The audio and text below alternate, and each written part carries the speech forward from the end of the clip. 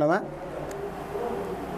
आज के विषय में अपन चर्चा करेंगे BSTC DLED के संस्कृत विषय पे, जिसमें 30 प्रश्न आएंगे, जो एक प्रश्न 30 नंबर के हिसाब से 90 अंक का योगदान संस्कृत भाषा का इस DLED के पाठ्यक्रम में BSTC के पूर्व एग्ज़ाम एंट्रेंस टेस्ट में रहेगा।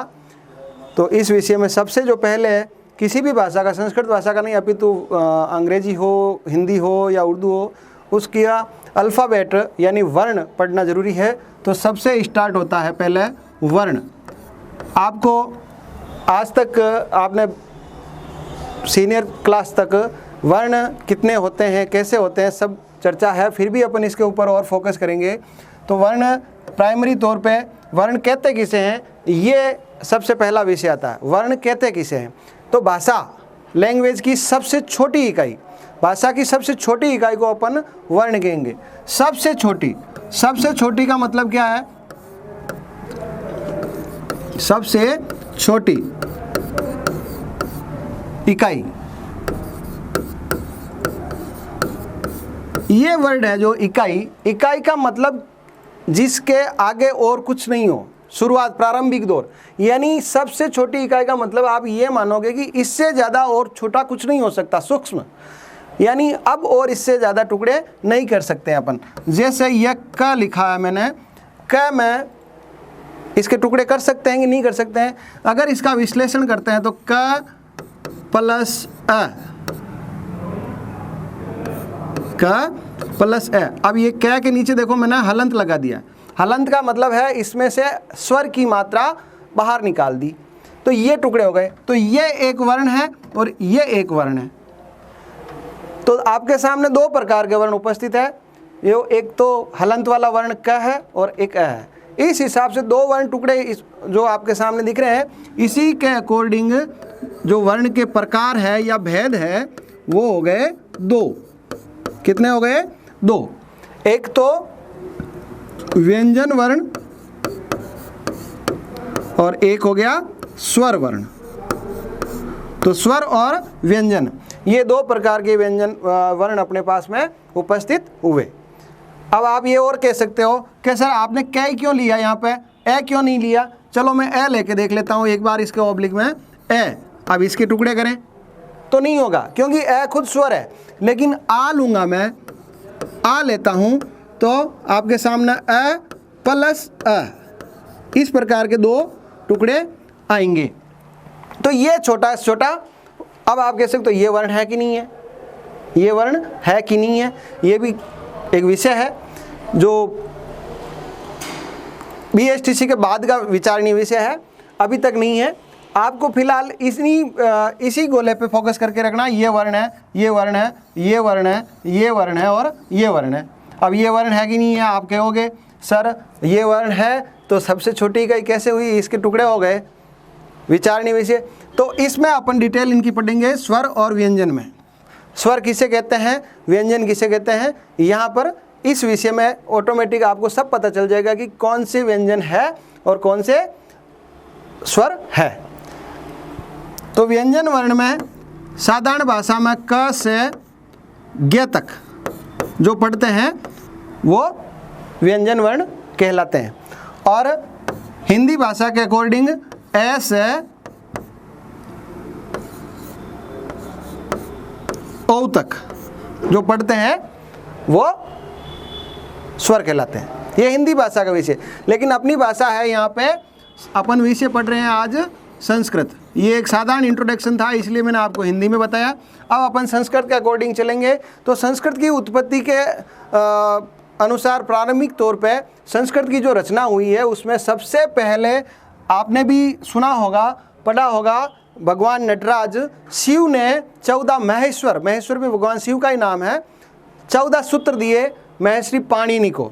महर्षि पाणिनि ने तपस्या से 14 सूत्र दिए। वो 14 सूत्र है, उन्हीं के अकॉर्डिंग संपूर्ण संस्कृत की वर्णमाला जो है वो इस्टेब्लिश्ड कर रखी है। तो 14 महेश्वरी सूत्र जो है वो आपको याद करने हैं या पढ़ने जरूरी है, जिसको अपन अगर संस्कृत की लैंग्वेज में याद करें तो ठीक है। मैं आपको और ट्रिक बताऊंगा कि उनको इजी वे में कैसे याद किया जाता है। तो सबसे पहले स्वर, सबसे पहले आप वर्णमाला में रख दोगे स्वर।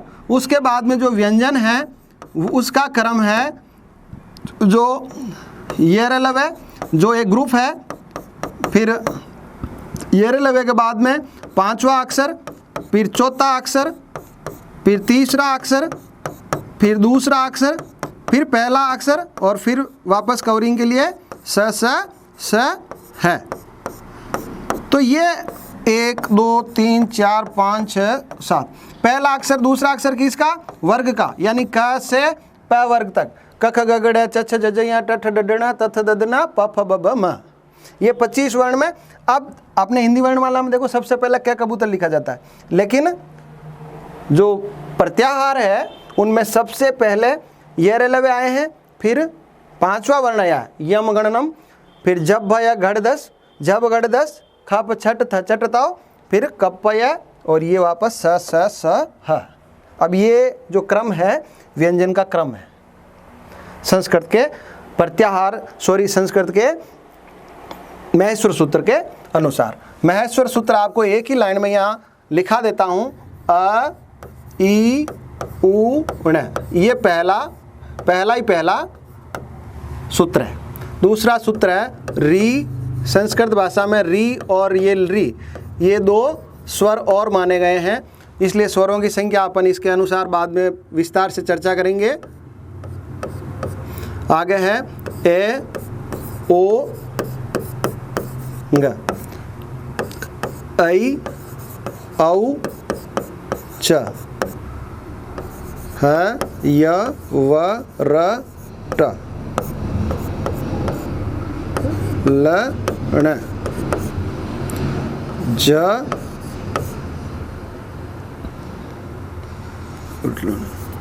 य म ग ण न म,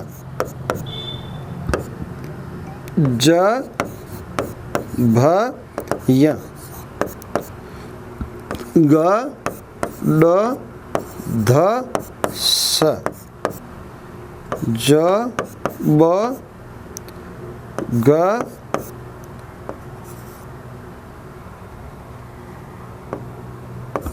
द स,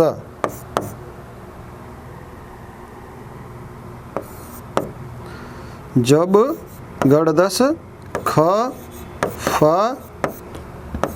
घप छट थ च ट,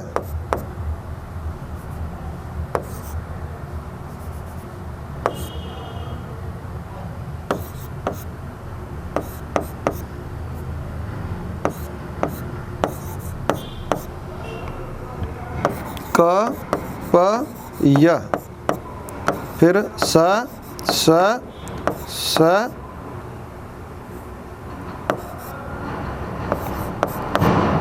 और ये लास्ट में हल। ये हो गए 1 2 3 4 5 6 7 8 9 10 11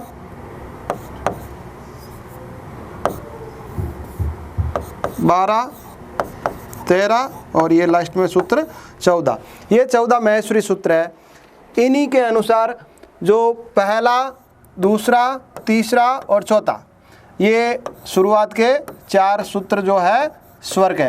अब आपसे कभी भी पूछ लिया जाए कि स्वर कितने हैं, तो इन चारों सूत्रों में जो आ रहे हैं ए ई उ, लास्ट अक्षर हमेशा महेश्वरी सूत्र का लास्ट अक्षर आपको कभी भी गिनना नहीं है।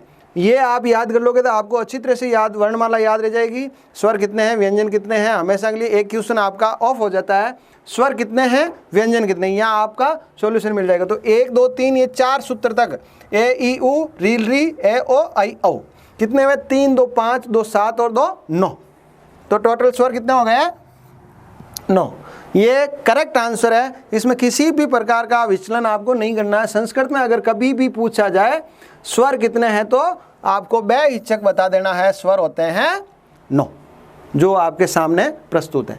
इसमें आप कहीं भी चैलेंज कर सकते हैं। ना 13 बताने हैं, हिंदी में 13 आते हैं, वो दीर्घ मात्रा की वजह से, इसीलिए मैंने आपको यहाँ पे डेफिनेशन में दिया था ए और ए मिलके आ होते हैं, तो क्या इसको स्वर माना जाए या नहीं माना जाए। हाँ ये स्वर है, लेकिन हिंदी भाषा के अंतर्गत है, संस्कृत भाषा के अंतर्गत जो है आपके सामने है।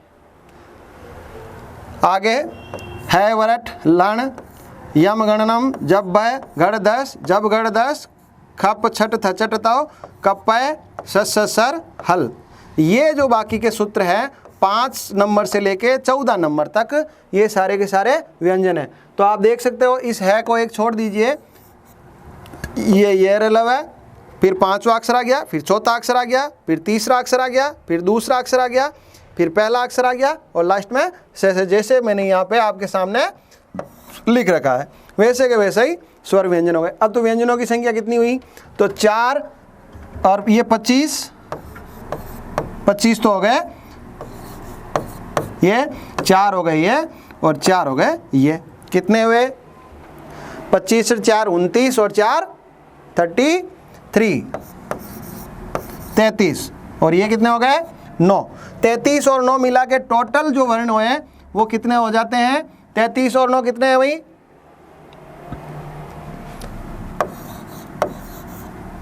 यही होते हैं 42। तो टोटल वर्ण कितने हुए आपके सामने। संस्कृत में पूछा जाए संपूर्ण वर्णों की संख्या कितनी है, या वर्णों का योग कितना है, या वर्ण कितने हैं, तो आपके सामने हाजिर है 42। स्वर कितने हैं 9, व्यंजन कितने हैं 33। अब इसमें आगे अपन और डिटेल में स्वर के बारे में और व्यंजन के बारे में डिटेल से जानना चाहेंगे। तो स्वर तो 2 प्रकार के होते हैं।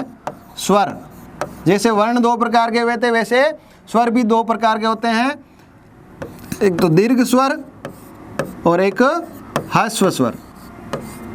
ह्रस्व स्वर मिलके ही दीर्घ स्वर, जिसके उच्चारण में कम समय लगे, यानी 1 सेकंड में फटाक से उच्चारण हो जाए, उसको ह्रस्व मतलब कम, वैसे ही कम होता है, छोटा, कम समय। किसमें, वर्ण का काम है बोलना, उच्चारण में कम समय।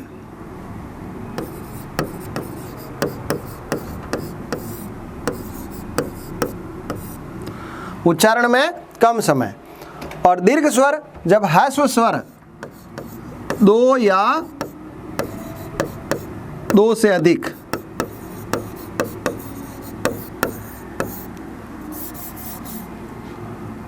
ह्रस्व स्वर मिलते हैं, तो यानी एक ह्रस्व स्वर के उच्चारण से डबल दुगुना अगर टाइम किसी में लगता हो किसी स्वर को बोलने में, तो वो स्वर क्या हो जाता है, मिलकर दीर्घ स्वर बनाते हैं।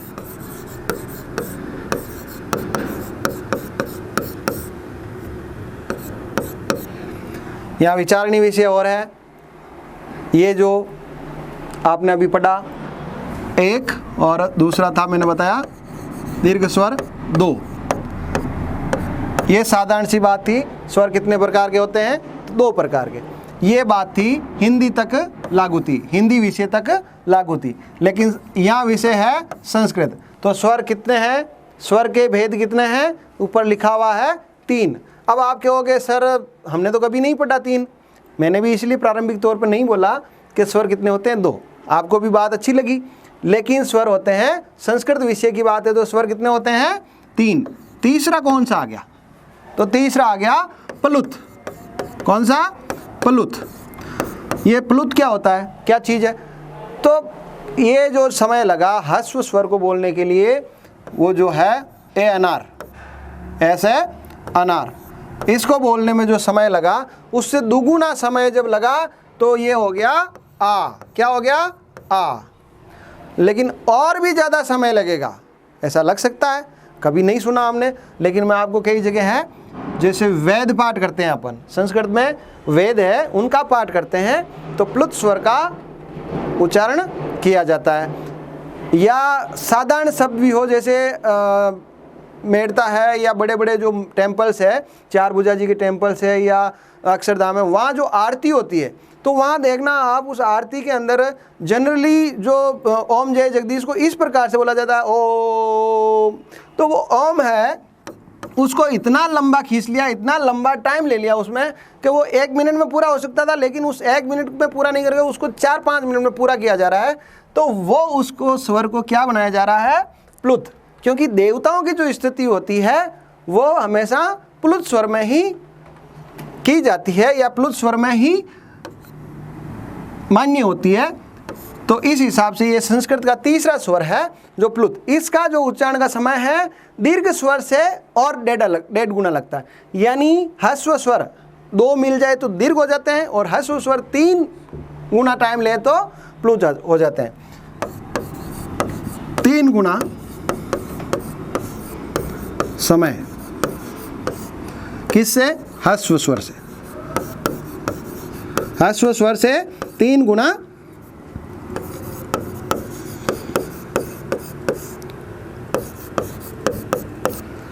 अब आप कहोगे सर कैसा होता है, दिखने में कभी दिखा नहीं। बिल्कुल वाजिब है आपका संशय। तो ये होता है आ, संस्कृत में या हिंदी में ऐसे डॉट भी लगा हुआ होता है या ऐसे मात्रा लगी हुई होती है। तो ये प्लुत वर्ण जो है संस्कृत में टोटली अपने पास में स्वर की भेद कितने हो गए? तो इसका कंक्लूजन आपको ये निकालना है, स्वर के भेद 3। कौन कौन से? ह्रस्व, दीर्घ और प्लुत। ह्रस्व स्वर कितने होते हैं? जो ए, ई, उ, री और री। कितने हो गए? 1 2 3 4 5। कितने हुए? ये 5। ह्रस्व स्वरों की संख्या भी पूछ ले तो सीधा फटाक से बताना 5। इसी प्रकार से बिना हिचकिचाए। दीर्घ स्वर ह्रस्व स्वर का डबल समय है। तो किस किस का दीर्घ बन रहा है? इसका बन रहा है आ, इसका ई, इसका उ, इसका री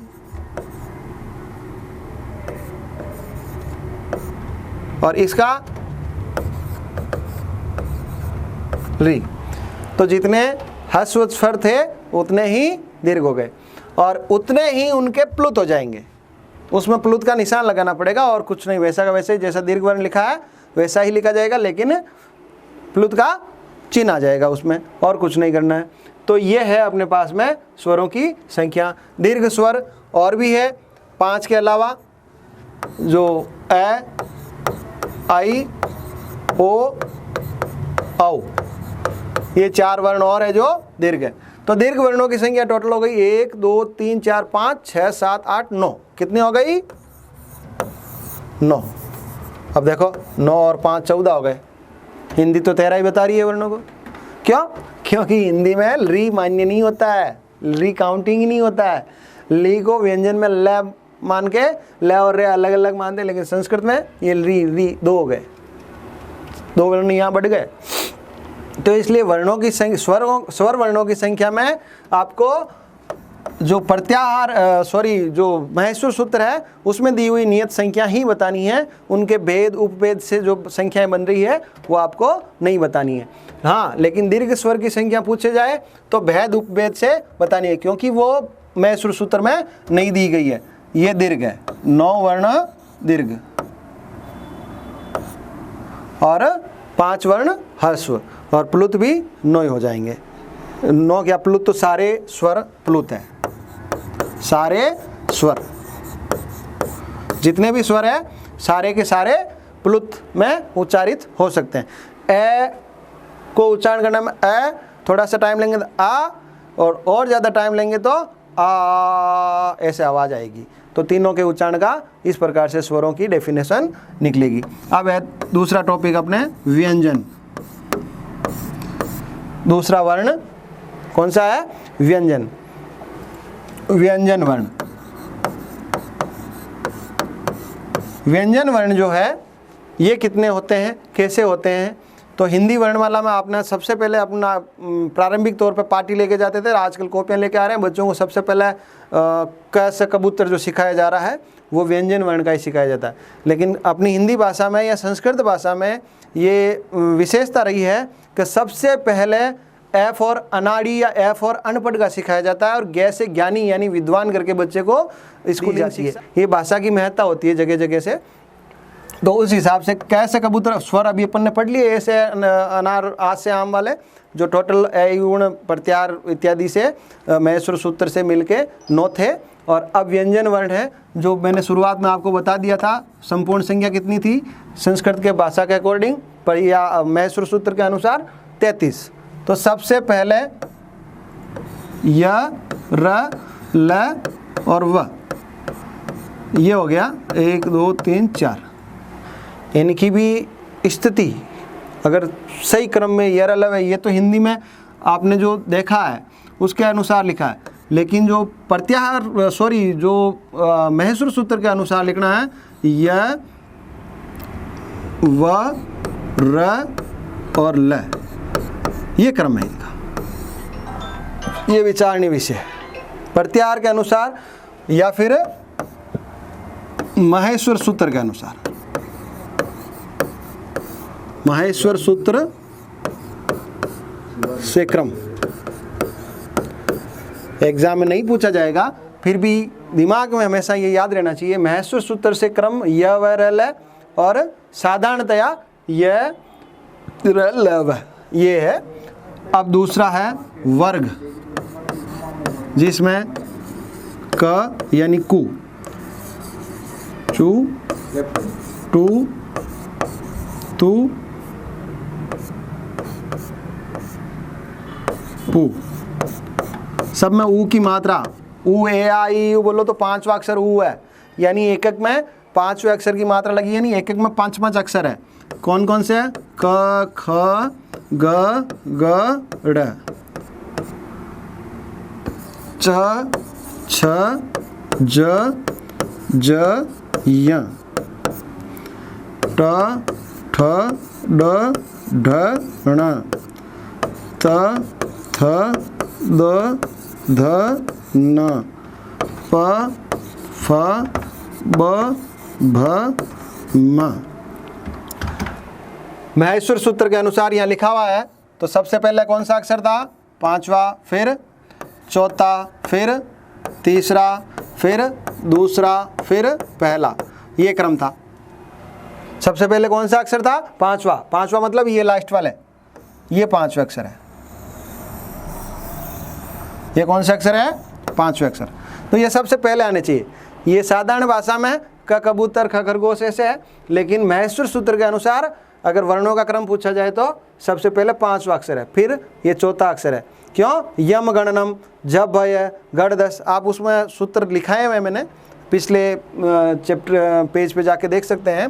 फिर आगे बचता है अपने पास में एक 4 वर्ण और है, उष्म वर्ण भी बोलते हैं उनको, स, स और ह।